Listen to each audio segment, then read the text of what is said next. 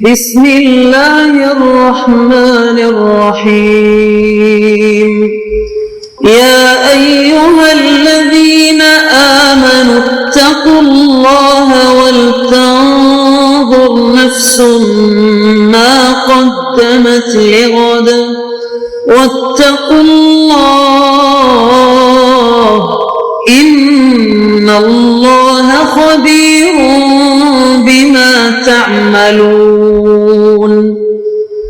اے ایمان والو، اللہ سے ڈرتے رہو اور ہر شخص کو دیکھنا چاہیے کہ اس نے کل یعنی آخرت کے لیے کیا سامان بھیجا ہے، اور ہم پھر کہتے ہیں کہ اللہ سے ڈرتے رہو، بے شک اللہ تمہارے سب اعمال سے خبردار ہے۔ بسم اللہ الرحمن الرحیم، الحمد للہ رب العالمین، والصلاة والسلام على اشرف الانبیاء والمرسلین وعلى آلہ واصحابہ اجمعین ومن تبعہم بإحسان الى یوم الدین۔ قابل صد احترام حضرات شائقین و شائقات سچا پیغام، السلام علیکم ورحمۃ اللہ وبرکاتہ۔ آج کی محفل میراث النبی کے نورانی پروگرام میں آپ کا استقبال ہے۔ اہلا و سہلا مرحبا۔ ہم آپ تمام حضرات و مستورات کا خیر مقدم کرتے ہیں۔ محترم حضرات و خواتین، تعلیم کا آغاز ہو رہا ہے۔ سب سے پہلے آداب تعلیم کا لحاظ کرتے ہوئے تعلیم کی طرف متوجہ ہو جائیں۔ پورے دھیان سے سننا، عمل کی نیت سے سننا اور تبلیغ کی نیت سے سننا، یعنی سنی ہوئی باتیں دوسروں تک پہنچانے کے جذبے سے سننا۔ چند خاص آداب تعلیم ہیں، امید ہے کہ آپ حضرات ان آداب کا ضرور خیال رکھیں گے۔ جزاکم اللہ۔ اعوذ باللہ من الشیطان الرجیم، بسم اللہ الرحمن الرحیم۔ وَلَقَدْ جَاءَتْ رُسُلُنَا إِبْرَاهِيمَ بِالْبُشْرَى قَالُوا سَلَامًا قَالَ سَلَامٌ فَمَا لَبِثَ أَن جَاءَ بِعِجْلٍ حَنِيذٍ فَلَمَّا رَأَى أَيْدِيَهُمْ لَا تَصِلُ إِلَيْهِ نَكِرَهُمْ وَأَوْجَسَ مِنْهُمْ خِيفَةً قَالُوا لَا تَخَفْ إِنَّا أُرْسِلْنَا إِلَى قَوْمِ لُوطٍ۔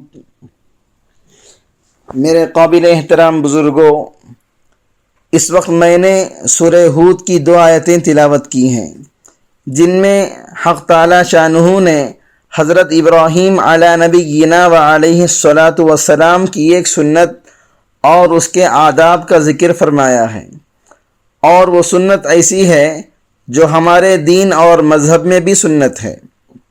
اس لیے میں آج اس سنت کی طرف توجہ دلانا چاہتا ہوں، تاکہ اس سنت کی ادائیگی میں اگر ہم سے کچھ کوتاہی ہو رہی ہو تو وہ دور ہو جائے، یا اس سنت کی ادائیگی میں ہم نے اپنی طرف سے کچھ غلط باتیں شامل کر لی ہیں تو ان سے ہم اجتناب کر لیں۔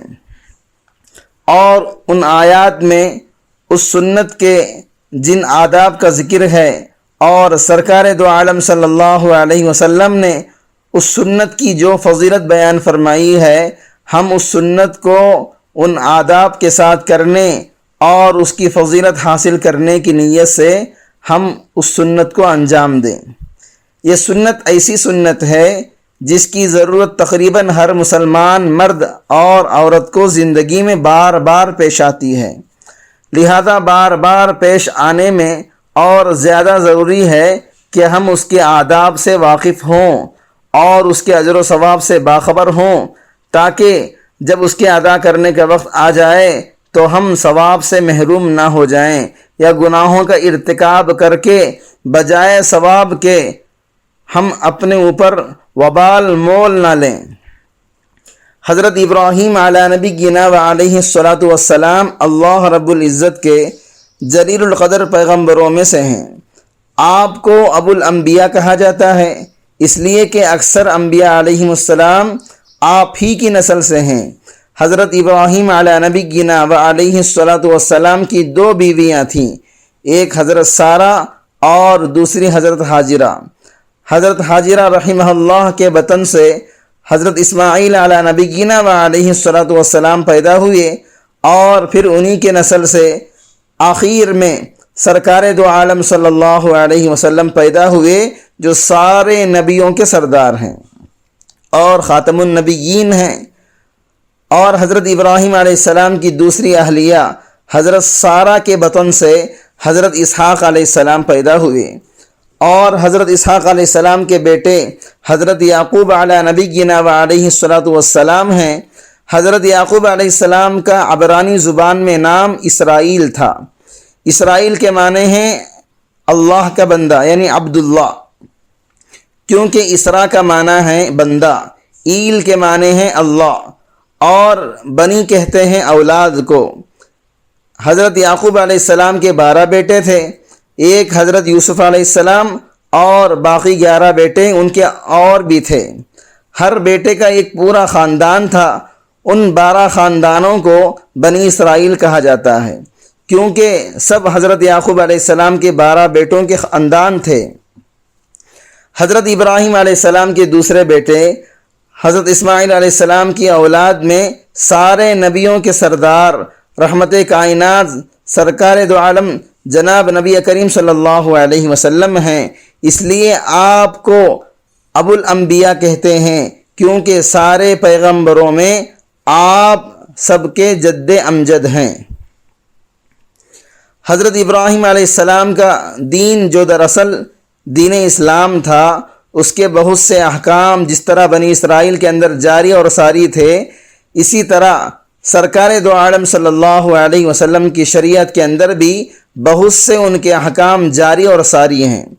اور سبھی جانتے ہیں کہ قربانی کرنا حضرت ابراہیم علیہ السلام کی سنت ہے، جو سرکار دو عالم صلی اللہ علیہ وسلم کی شریعت میں بھی جاری اور ساری ہے۔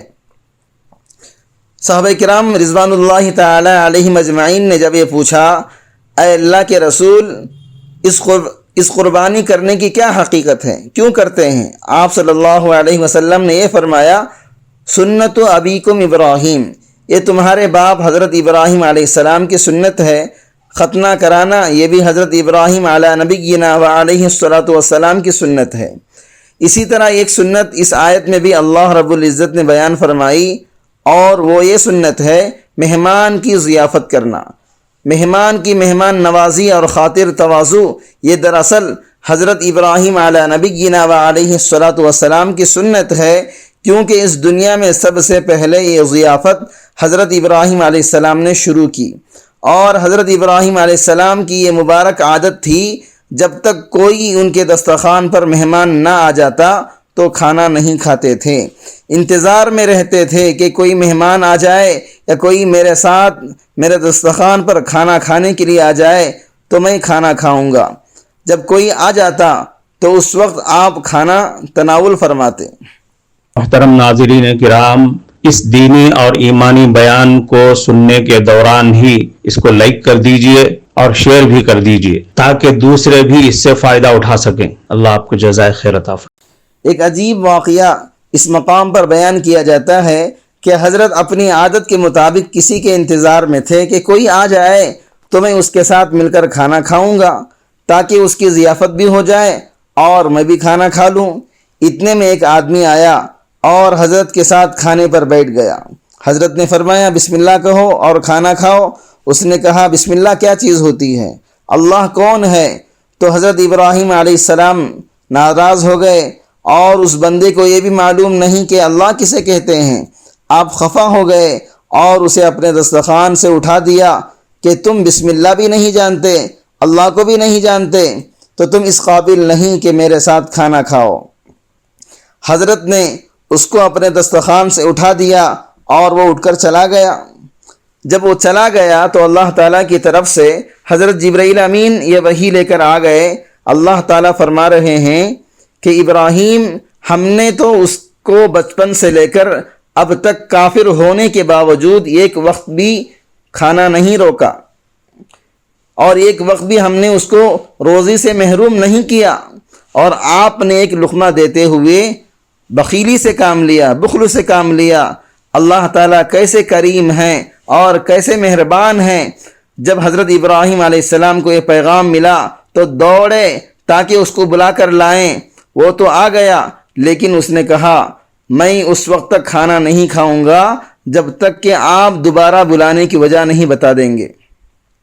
پہلے آپ وجہ بتلا دیجئے تب کھانا کھاؤں گا، ورنہ نہیں کھاؤں گا۔ حضرت ابراہیم علیہ السلام نے وجہ بتلا دی کہ تمہارے جانے کے بعد اللہ تعالیٰ نے یہ پیغام بھیجا کہ ہم نے تو کبھی اس کی روزی نہیں روکی تھی، حالانکہ وہ بچپن سے کافر ہے، اور آپ نے اس کو ایک ہی وقت میں اپنے پاس کھانے سے اٹھا دیا۔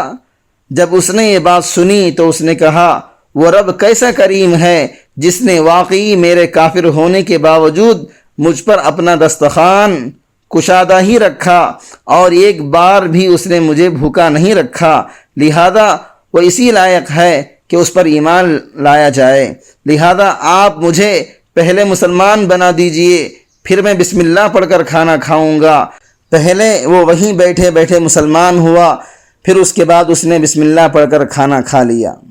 لہذا ہمیں بھی کھانے کے شروع میں بسم اللہ پڑھنے کا خاص اہتمام کرنا چاہیے، اور اپنے چھوٹے چھوٹے معصوم بچوں اور بچیوں کو بھی بسم اللہ پڑھ کر کھانے کی عادت ڈلوانی چاہیے۔ یہ بھی حضرت ابراہیم علیہ السلام کی سنت ہے، جو ہمارے مذہب کے اندر بھی بلا شبہ سنت ہے۔